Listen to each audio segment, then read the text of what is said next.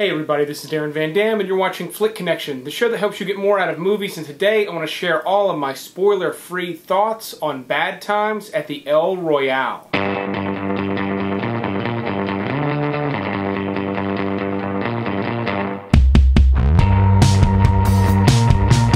Shit happens. Get the whiskey.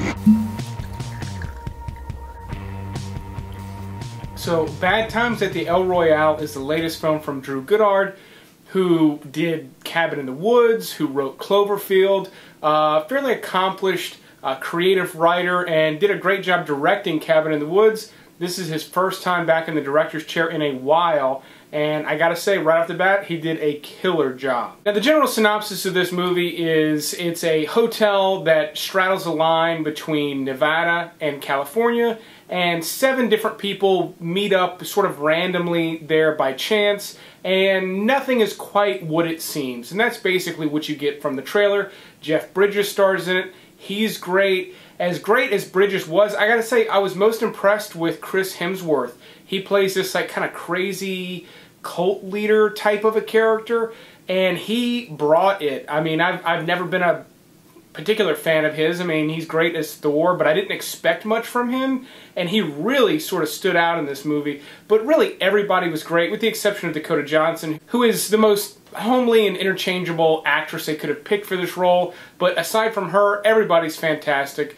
The set, the hotel where the entire movie takes place, is incredible. Like, they really built this really cool, unique place, and it's good that they did that, because this movie does tend to drag a little bit. Now, I don't necessarily have a problem with that, but I do try to think of mass audiences, what you at home might think of a movie like this. And I gotta say, every time it started to drag, I'd start to think, this is going a little long. It was getting a little talky, a little stretched out, a little talky, kind of like a Tarantino movie, kind of like a Hateful Eight type of a thing. And then as soon as I started to feel like it was stretching out, it would just go boom, and not just me, but everybody in the theater would sort of like jump up and like have like a oh shit moment. Like the movie has those, and it has quite a few of them.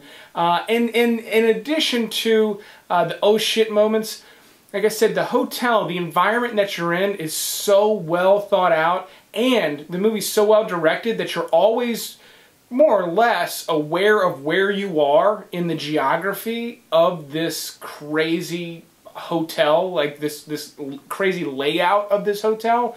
You always know where you are, so like I didn't mind spending the extra time there. And by extra time, I mean, I think Goddard was maybe a little bit too proud of his work here. I think he could have trimmed some of the fat. I think he could have pared this down.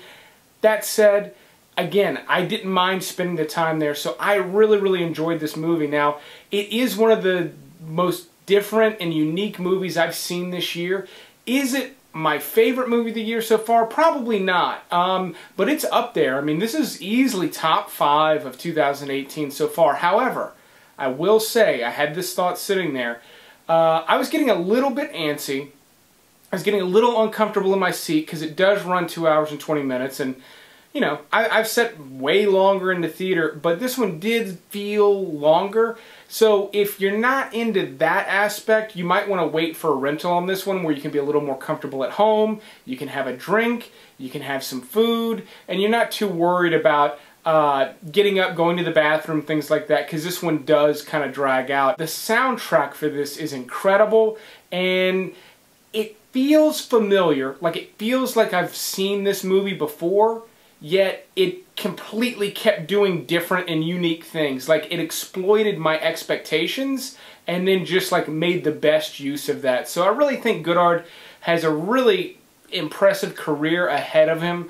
I gotta say, I maybe like Cabin in the Woods a little bit more. It's tough to say because it's only been one viewing. And another thing I will say about this movie is it appears that there's a lot there to decode. Like, you know, the hotel riding that state line, the entire hotel itself, all the different characters, it's all a metaphor for something, and the movie does sort of start to explain it.